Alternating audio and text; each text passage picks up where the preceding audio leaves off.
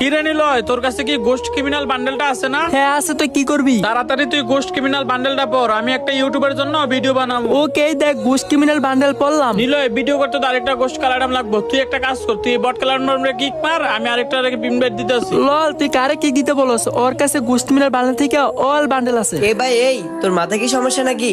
ওর মতো বট কালো ড্যামের কাছে কিভাবে গোস্ট ক্রিমিনাল বান্ডেল থাকে? তুই কি আমাকে বলদ বানাস? তুমি কি পাগল নাকি? ওর কাছে এরম দেখে যে গোস্ট ক্রিমিনাল থাকবো না এমন কোনো কথা না। এখনই দেখা যাবে। এই কালো এডাম, তোর কাছে না গোস্ট ক্রিমিনাল বান্ডেল আছে? তুই তাড়াতাড়ি পড়, না হলে তোর খবর আছে। ও আমার বাল দেখাবো কিছু নাই, দেখেই তো এডাম ক্যারেক্টার নিয়ে আসে। এই নীলয় বোকাচন্দ্র আমাদেরকে বলদ বানাইতেছে। এত অস্থির হইতেছ কেন? যদি ওই গোস্ট ক্রিমিনাল দেখাইতে পারে তাহলে তোরা কি করবি? কি করবো মানে?